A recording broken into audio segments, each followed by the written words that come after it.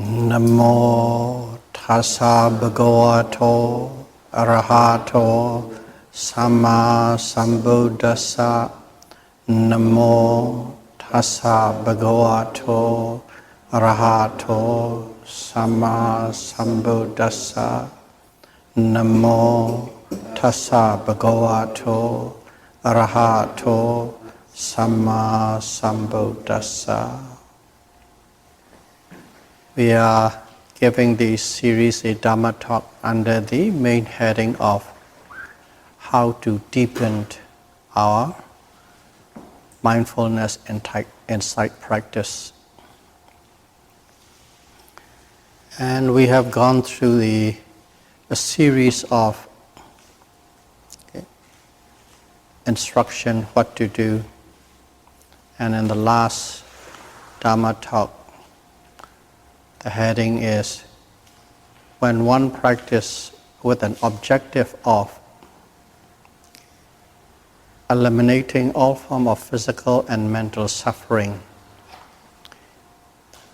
one has to practice with a determination of not even having any regards to your life or to your limb. Of course, that is if your objective is to escape from all form of physical and mental suffering. But everybody goes at their own speed with their own objective or the level where they want to be. So adjust accordingly. And once one has practiced with a full determination of giving no regard to a life or a limb, why is one doing that? We are doing that to overwhelm all form of suffering. The key word is suffering.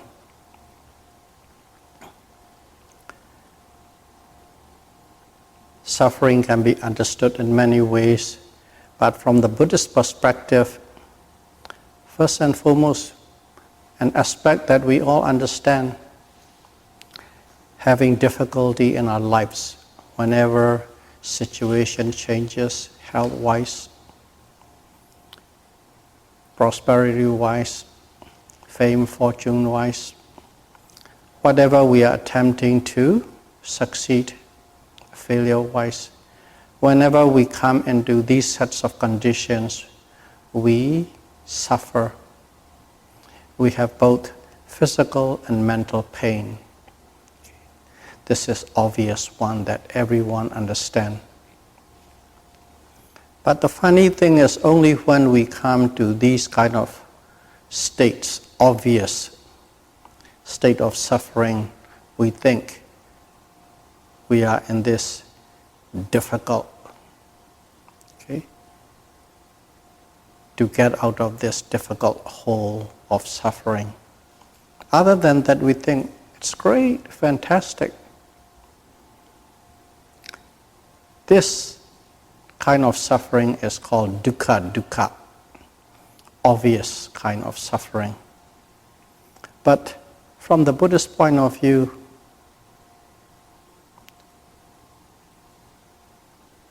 even to get out of that kind of suffering, for good, one has to escape all form of physical and mental sufferings of any level and any stages.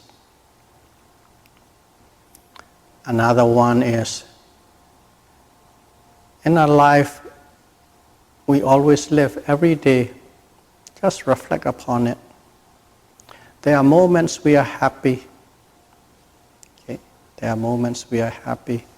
Whenever things come along the way we want it, or peaceful situation, or whatever that is in accordance with the way you want, we are happy. Pick up one happy moment In fact, pick up one happy moment that you really think is great and reflect upon it. How long does it last? You're happy because of that, a certain success or whatever their wish come true. You're happy, excited, joyful. How long does it last? Not too much, not too long. Another situation or incident come in and you move into that, and that happiness arises and gone. And then there are times, difficult times come in. Things don't go along the way you want it. Struggle, depressed, angry, and so on. Then unhappy moments, unpleasant moments set in. And these kind of unhappy moments, depressive moments, difficult moments sets in. Reflect upon it. Pick up one. Even the least level of that kind of state, not the greatest. And how long does it last? It lasts a lot longer. A lot longer. It arises, it disappears, it arises, it disappears. But regardless, sometimes it takes days, sometimes it takes weeks, sometimes it takes months or years. You are in that state of depression. Look at that. The happy moments and unhappy moments. The duration they arise. Happy moments are quite short and fleeting. Unhappy moments are a lot longer. But we muggle through, we toughen it out, and with the hope of that happy moments to come, we keep trotting on. So in other words, the time balance between the happy moments and unhappy moments are not really in balance. But we ignore, we suppress, we block with the hope of the happy moments or pleasant moments. So in here, these happiness to unhappiness, success to failure, okay, lucky to unlucky, could change on a dime. Suddenly you're happy, okay, because you got a promotion, you're celebrating with all your friends and stuff, a party. And then you got a phone call, you got an email. Okay, your parents passed away. As soon as that news come in, that happy moment, pleasant moment that you're experiencing is shifted into a total state of grief and sorrow. On a dime, instantly it changes.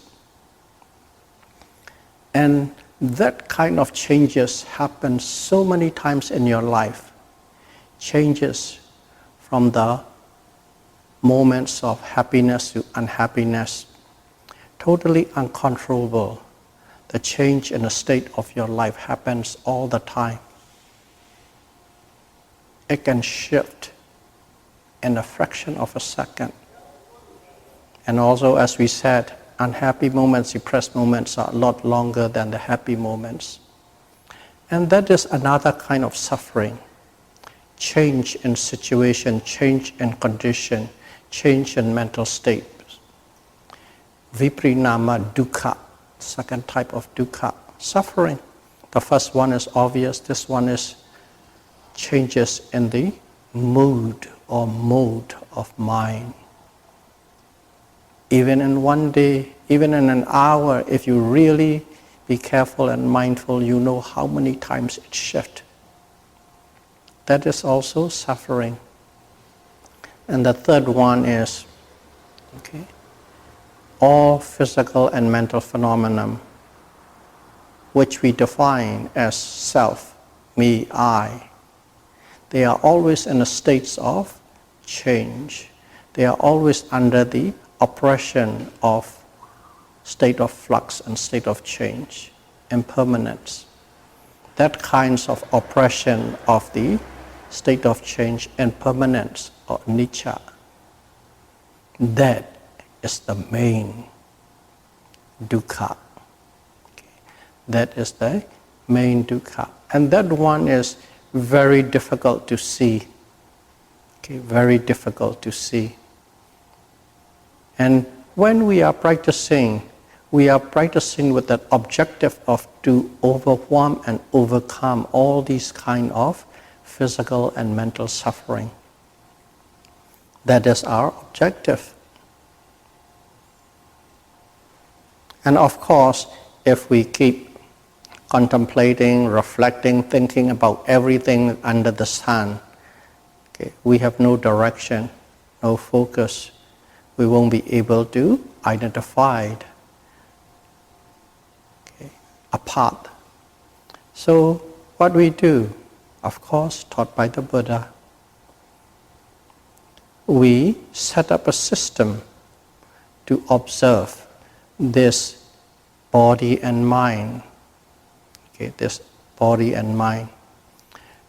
And specifically, the one we are practicing is called Vipassana.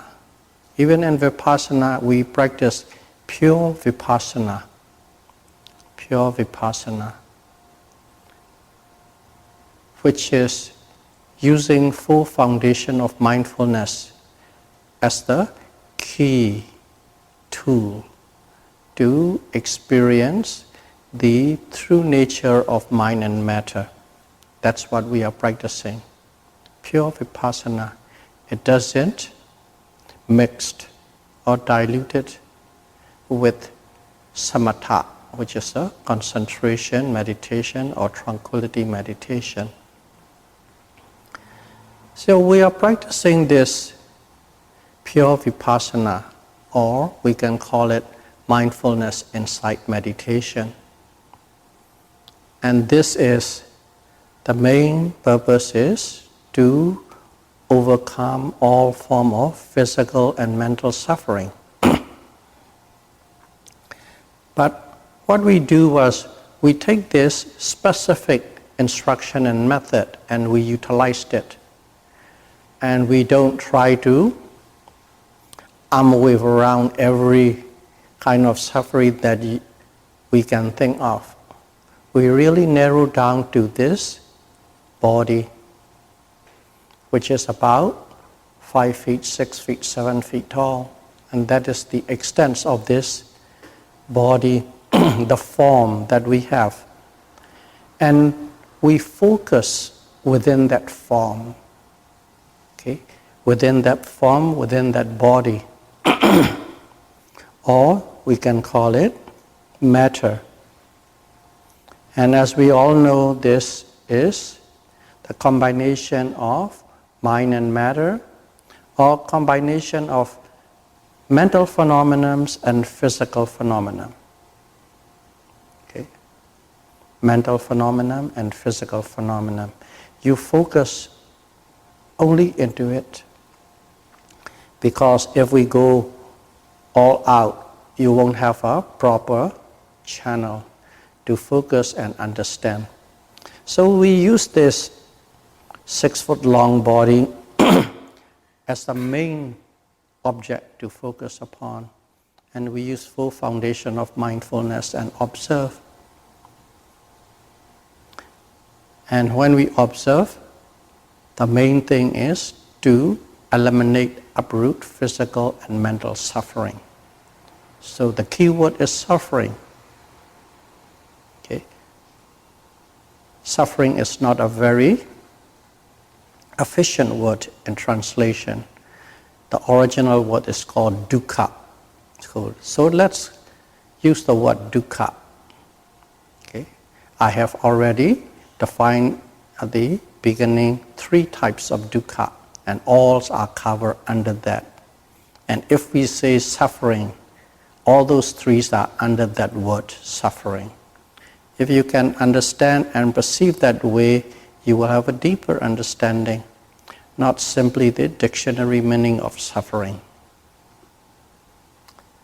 So we focus on this body with an objective of to eliminate all form of suffering.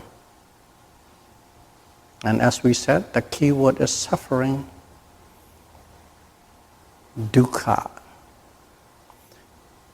So that is why when we have decided,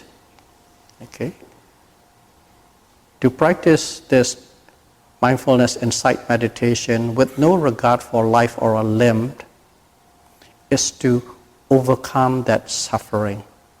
But as we are focusing only on this body within that confine, and also we are putting the frame of this within the framework of this meditation, mindfulness insight.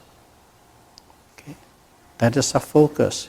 So within that framework, within that domain, any suffering or any unpleasantness or any pain and grief that arises within that domain, that's what we are looking at.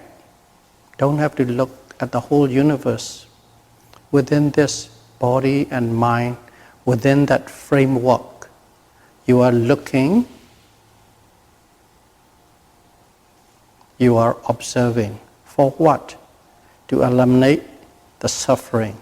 So whatever suffering that may arise from this mind and body, physical and mental phenomenon, while you are observing, that must be overcome.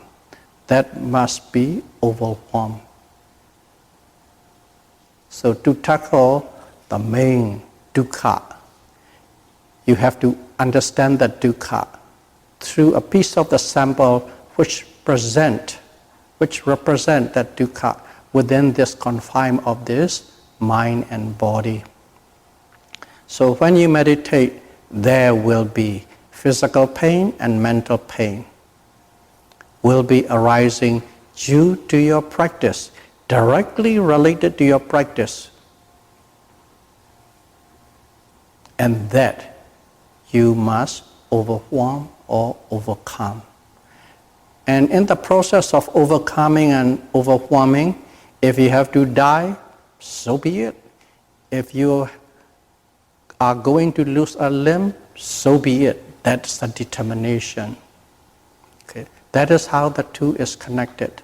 The last talk and this talk, or the last set of instruction and this set of instruction. One observed all physical and mental pain that are arising within the confine of this body and this observation, the mind at the present moment. Whatever they are, we observe in such a way to overcome it and to overwhelm it. So that is the factor we are applying. So when we are applying that, now you have to understand deeper into this. What kind of suffering that we are overwhelming or overcoming with this confine of mind and body? Okay. To know that, you must know, so to speak, the roadmap that you'll be traversing while you are practicing. What are you practicing? You are practicing pure Vipassana, Satipatthana Vipassana, or mindfulness insight meditation. And if you follow that instruction precisely and correctly, you will traverse through a certain set of terrain that have a very specific characteristics of its own. Whenever you go through that terrain, and whenever you discover or uncover or come face to face with a certain characteristics of each terrain, that is called insight. You have an insight of that little domain of the mind and matter, that little segment of the mind and matter, and you began to understand that true nature of the mind and matter within that domain, small domain, that you are traversing at the present moment, experientially, not theoretically, not thinking, not reflecting. Direct, intuitive, experiential understanding, which we call it wisdom or pinya. So they have quite a few little domains you have to go past through when you are practicing this. In all, we can say there are 13 different terrains or 13 different domains that we need to pass through. And when we pass through that, the key figure comes in. You know, whenever you are traveling, there are some flat-lying, nice roads. Sometimes it is not undulated. Sometimes it is a whole-wheel drive road. Sometimes it's a very difficult road, and so on when you are traveling. Just like that, when you are traveling or when you're on the journey, traversing these terrains of mind and matter, some are good, some are bad, some are bumpy, some are nasty, some are very great. But regardless, let's go back to the key point. The key point is suffering, dukkha, unpleasantness.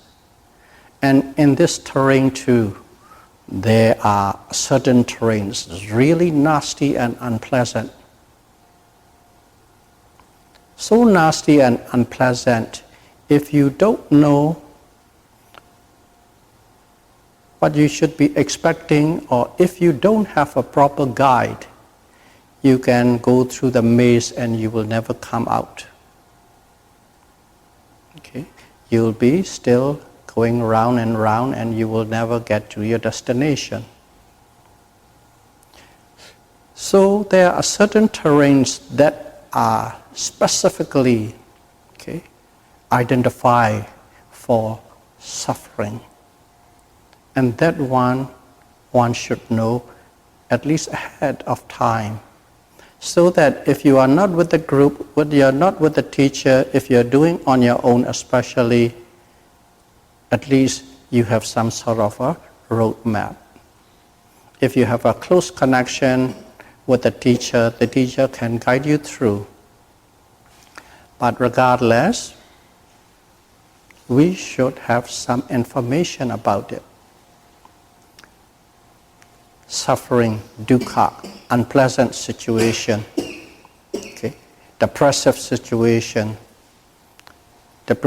situation so bad you want to give up, you want to pack your bag and go home. That need to be understood thoroughly if you want to overcome this dukkha, suffering on your practice. So to understand that, one need to know all the terrains, and as we said, there are 13 different terrains. Of course, more detail, some will make it into 16 and so on, but 13 will be sufficient. Okay. If you know the maps and characteristics and nature of each terrain, it will be quite helpful on your journey. But there's one thing you have to be very careful about knowing these terrains ahead of the practice. In theory, the danger of knowing it ahead is sometimes you think about it so much, you focus on it so much, you begin to think, you begin to imagine that you are there. This is what it is. Because you know in theory and everything you are actually experiencing in your practice, you like to pull that in and try to put together, oh, I am here, I am there, I am on the top of the mountain, and so on. That is the danger. That is the drawback of knowing all these things ahead of time. But in here, okay, in the West especially, you don't have much opportunity to be with the teachers all the time. Some people like to practice on their own, so it would be helpful. So the way to keep it is know these kind of information ahead of time. But once you know it, okay, keep it on the back burner. Don't focus on it anymore. Don't think about it anymore. Don't reflect on it anymore. But keep on practicing, and whenever you are coming into a, so to speak, a roadblock, at that time, pull that pot from the back burner, put it on the front, and utilize it. If you can use that way, it will be very useful for you. If you cannot use that way, and if you want to keep this information in the forefront and utilize it, you will find yourself in a jeopardy. You will never overcome the stages that you are supposed to. Or worse than that, you might even imagine you have already overcome these things. So keep that in mind. That is very important. Know and have the information. Don't put it on the forefront. Utilize it only when you are in a roadblock and see what is happening. That is a very important thing to remember when one is going to have these information ahead of time. So in here, first and foremost, we practice. Okay. When we practice, okay, especially all of us here practice, so to speak, Mahasi tradition. We use full foundation of mindfulness as a tool for Vipassana. Specifically on operation level, we focus the rising and falling movement of the abdomen. Okay, rising and falling, rising and falling. That's the object we are observing, okay, this particular tradition. And even though it is the rising and falling movement of the abdomen, but actually if you think about it, it is the breath. You breathe in and you breathe out. Okay, people focus on in-breath, out-breath. Fine, that's very easy. But when you breathe in, your stomach or abdomen or belly expand. When you breathe out, your stomach or abdomen or the belly contract, expansion and contraction movement. So basically, it is the air that you are observing, so to speak. One is you focus on the nostril, and this one is you focus the movement of the air at the abdomen. Only location is different, exactly the same. This movement will be there all the time, just like the breath will be all the time as long as a person is alive. It is there all the time. So keep that in mind and don't get confused. Why are we observing at the stomach?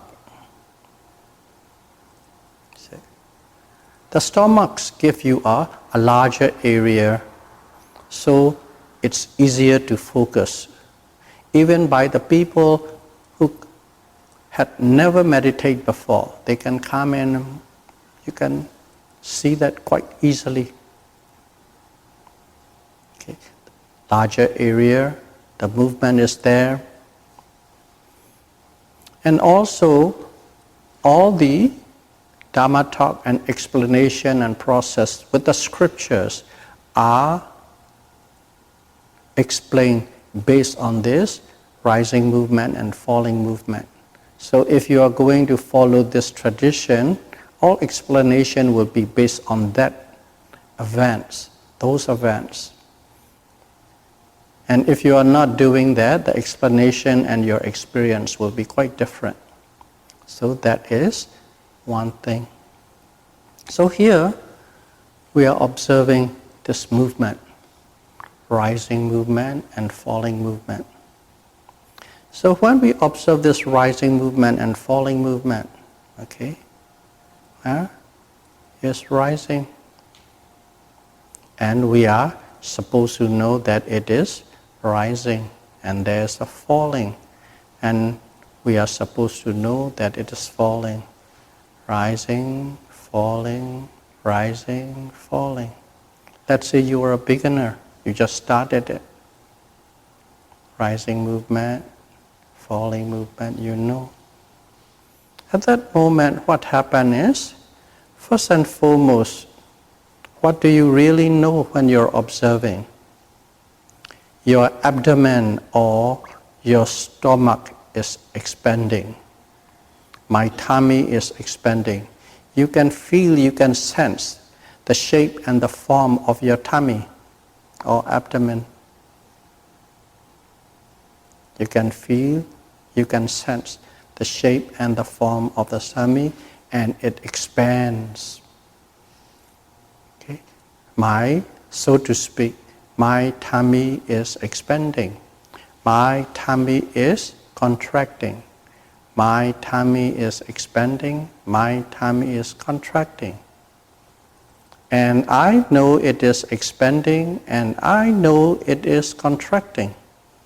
That is the beginning. That's how we started.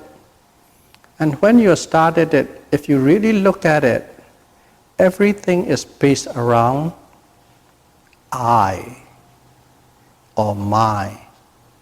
My stomach, my abdomen, I know. I know my tummy is moving. Everything is based on the I. I seems to be the operator. I seems to be the knower. It is my tummy is moving. Everything is. So both this knowing as well as the contraction and expansion of this abdomen is all in one. They are one in it.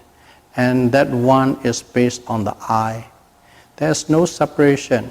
This movement is I, this tummy is mine, this knowing is I know. Everything is in that way. The whole thing you're observing, and everything falls under an I or a self. This body is me, my I self. This knowing is me, my I self. That's how one observe and one know.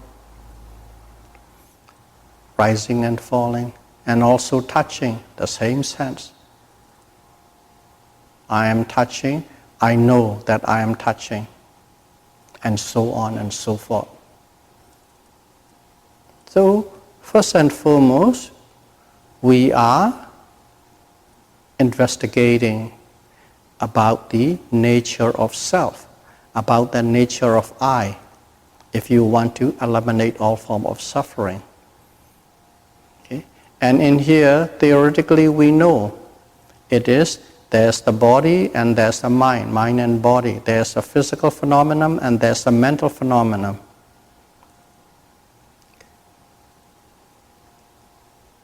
But when you start observing, those are all like one unit, one entity, okay? All under the umbrella of I and mine.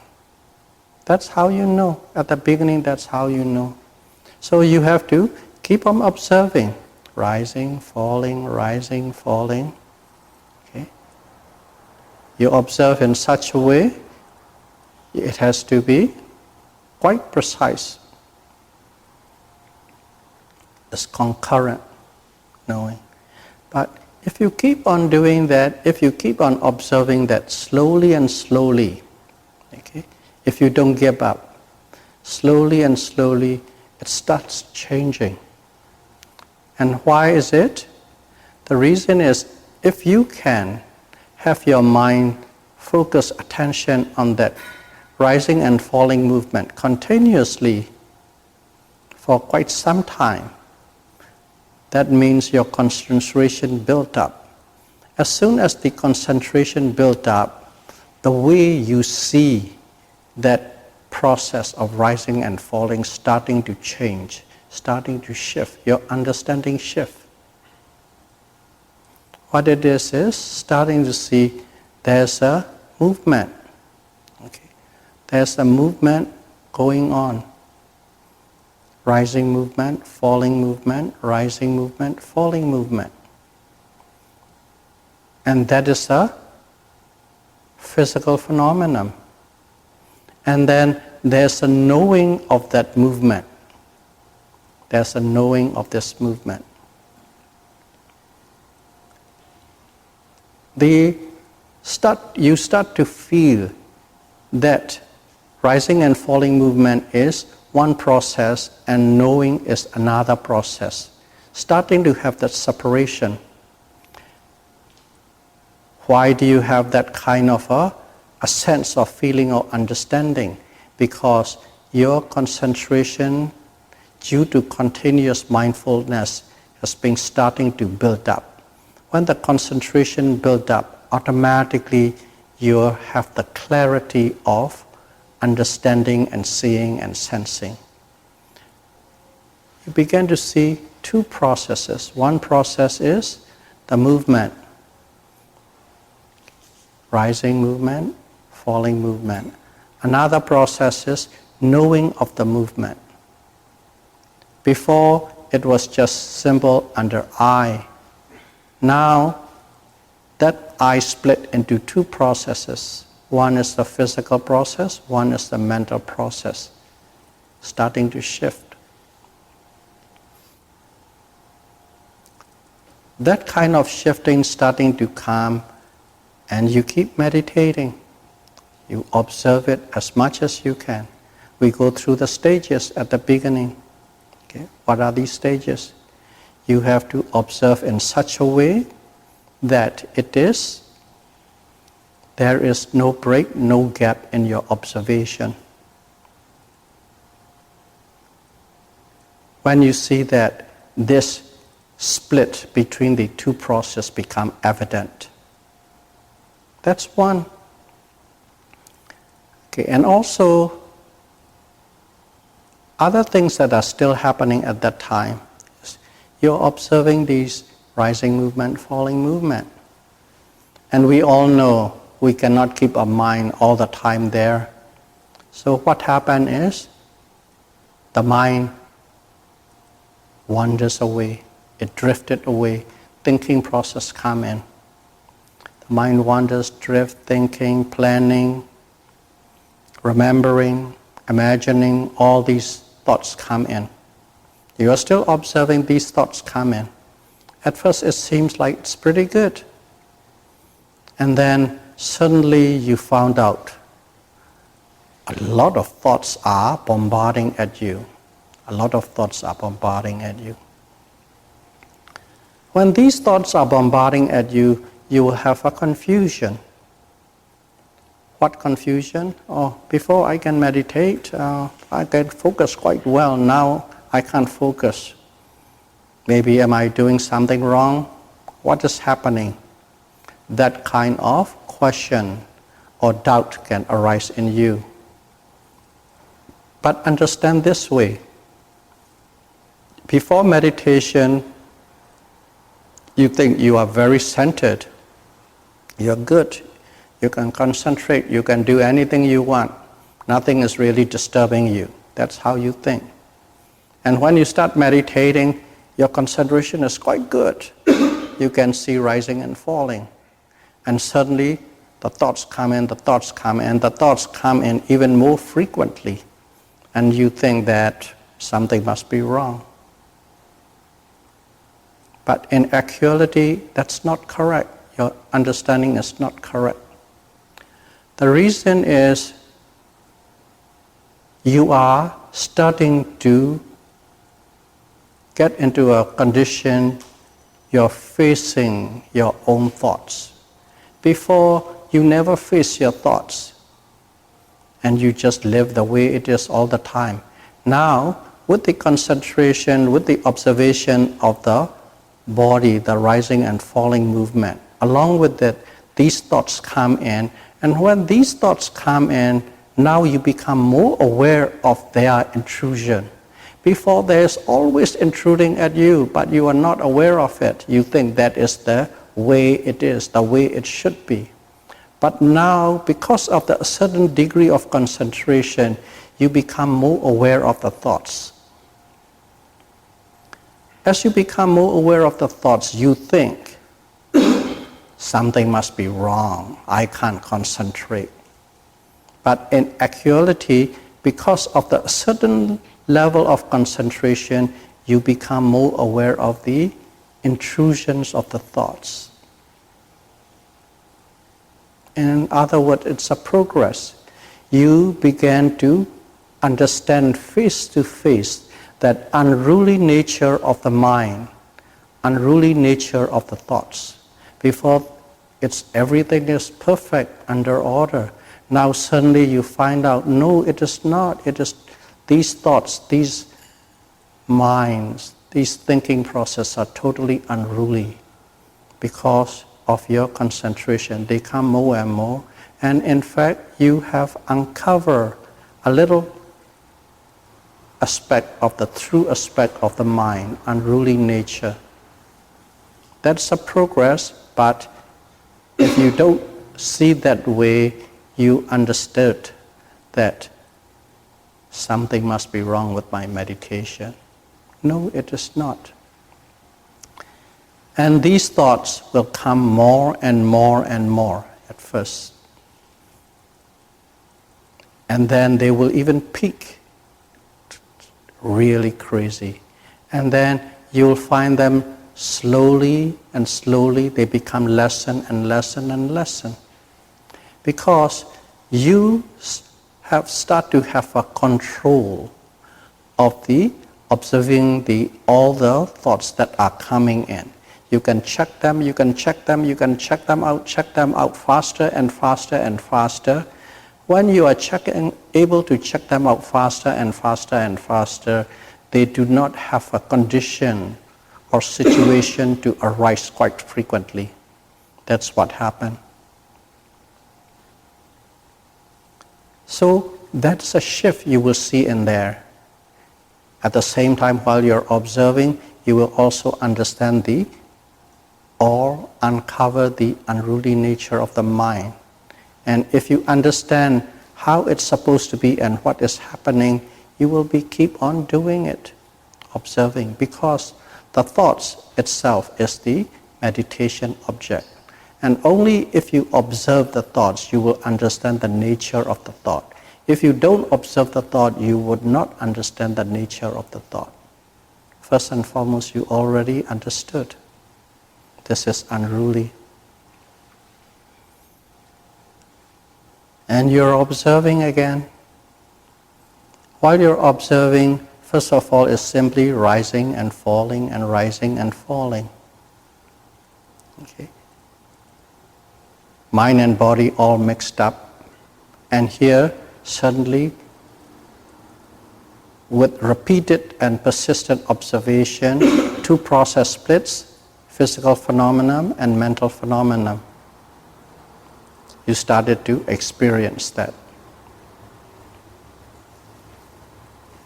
And then, what do? You keep on observing, but you observe in such a way so that you can see and you can feel or you can sense the beginning of the rising movement and the end of the rising movement. The beginning of the falling movement, the end of the falling movement. If you remember, one of the instructions is to observe in such a way, to know the cessation of the physical and mental phenomenon. That's one of the instructions. So that's what is happening. You observe in such a way so that you know the beginning and the end. How do you observe? You observe deeply. You observe closely, you observe penetratively. When you observe this rising and falling movement closely, deeply and penetratively, you will start seeing the, so to speak, the beginning of the rising and the end of the rising, beginning of the falling and the end of the falling.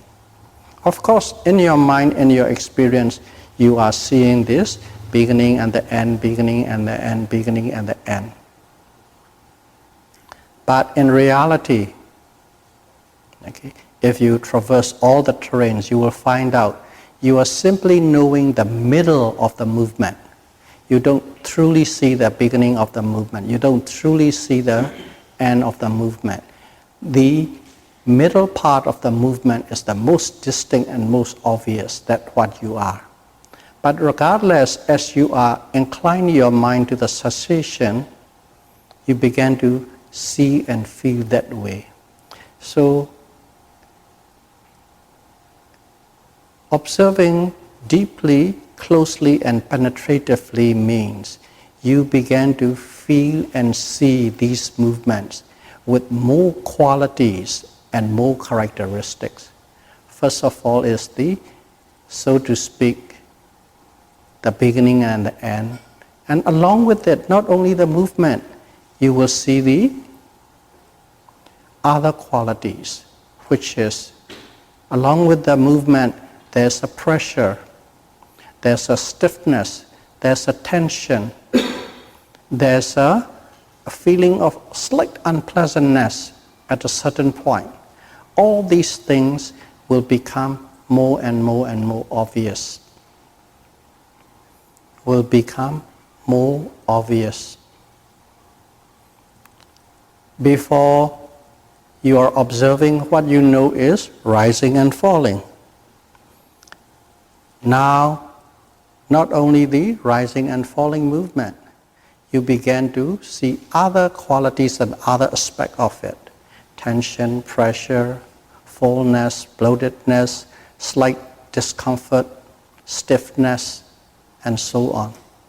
And also on the falling movement, hollowness, easiness, relax, these kind of things you'll be covering. Not only the movement, and also even the movement. What happened is, before rising movement, there's only one rising from the beginning to the end. And when you are observing deeply and closely, this one rising movement is not really only one rising movement. It is a composite of successive small little movements. A series of small movements consists of this one movement. You began to experience these little small movements, stages of movements, or some people talk this broken movement. Some people say it that way. These come to be. That is what you begin to experience when you go deep and penetrative. And at the same time, that understanding of this is the physical process, this is the mental process become more and more obvious. In the physical process, the little broken movements are there, and these tensions and pressure are there, and they are happening on its own, and there is the mind that knows it. There is a knowing process going on, mental phenomenon going on. That is also happening. Those two are happening at the same time, but they are separate. These are happening. That is the progression of your observation. And then what happens is, when you're observing that, okay, one should be aware. Okay, you are practicing pure Vipassana. If you're practicing pure Vipassana, you should know what your true objects are. Okay? There are, you can divide it in general, two kinds of objects. One is the conceptual object.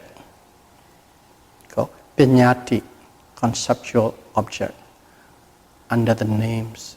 And another one is the ultimate reality, or paramattha, okay?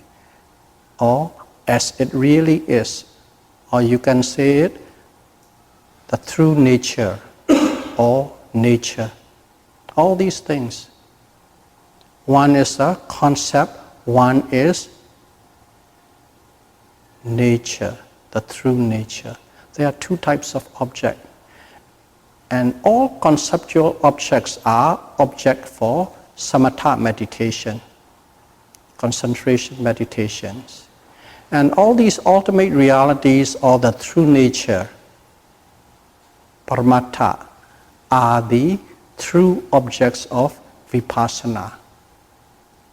One should clearly understand that. And if you understand that, now, what can you do? When you practice and when you're observing, everything comes and you have to observe everything. Sometimes you observe what? You observe this rising movement, you can sense size and shape and form of your tummy. Okay? Size, shape, form, that's a concept. And also the nature of the move, the manner of the movement, swift movement, jagged movement, associated with the form. And then finally, it's called the nature, simply pressure, stiffness, pure movement without associating with the form. All these three, invariably, based on your emphasis, they will come to your attention. Form comes in, manners come in, also the natures come in. And at that time, if you know what is the true object of vipassana is, to observe, paramattha, the nature. So incline your mind towards the true nature. And then don't block, don't push away, don't give emphasis on the form and the concept. In other words, you streamline your mind. Streamline it towards the true nature. And if you do that, your progress will be very fast. And if you don't understand that division, you will be there for a long time. And you will be emphasizing more on the form and the manners. And as soon as you are emphasizing more on the form and the manner, what are you doing? You are practicing samatha meditation. And if you are emphasizing on the nature or the true nature, then you are practicing vipassana. See?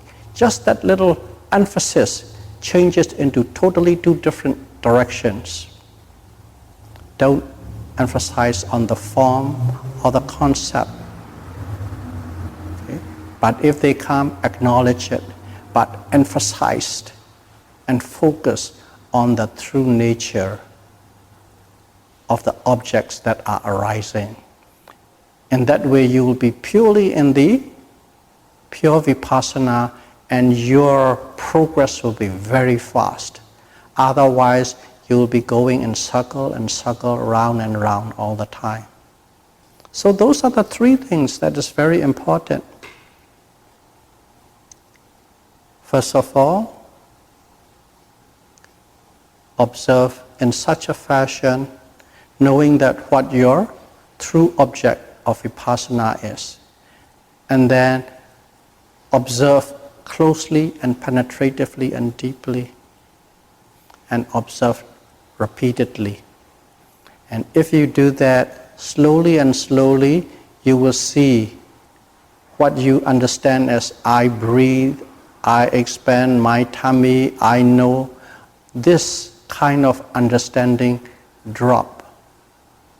Because these are all conceptual understanding. They drop, and suddenly all the knowing is simply the movement, the pressure, the stiffness. And they are one channel, one process going on, And another channel is the mind that is aware of it. Another channel, two channels going on. Those two channels doesn't cross.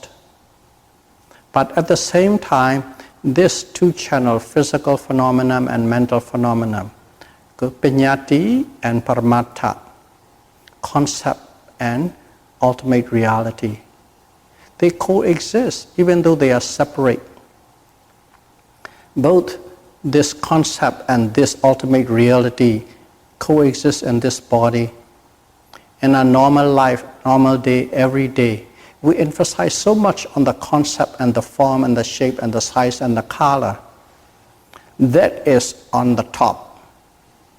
And the true nature, tension, pressure, hot, cold, vibration, they are buried underneath, submerged underneath. The true nature is buried and the concept is on the top. And with that concept, we relate to the world. But they are there. But when you meditate and when you observe correctly and properly, suddenly the concept starting to subside or sink. And the ultimate reality began to rise. It rise to the top. And your awareness become more of the ultimate reality, but not the concept. Concept stop. And you live with the ultimate reality. When you live with the concept, it carries on. When you live with the ultimate reality, they arise at the moment and they disappear at the moment. Your involvement is very sharp and precise. It doesn't carry on. So this is the first understanding of the true nature of the mind and matter. What you consider self or me or I or mine is actually two phenomena, two process, physical and mental phenomena. And they are entirely different. They are not mixed. But they work together. They coexist, but they are not mixed. Just like apple and orange in bowl. And if a yogi truly practices diligently and ardently in a retreat, this experience can become yours within 3 to 4 days. You don't have to wait for your whole life to experience it. You must practice diligently and correctly and precisely. And you will have this experience within 3 to 4 days. And that insight is called discriminative knowledge or insight of mind and matter. Okay. Nama Rupa Paricheda Jnana. That's the first insight. Okay. Today we'll start with the first insight and we will traverse through various insights in the coming lectures. But emphasis will be given on the dukkha, suffering. So may all of you be able to practice Satipatthana Vipassana meditation diligently, correctly and precisely, and may you be able to uncover all the series of insights as soon as possible. Sadhu, sadhu, sadhu. Buddham pujemi, Dhammam pujemi, Sangham pujemi.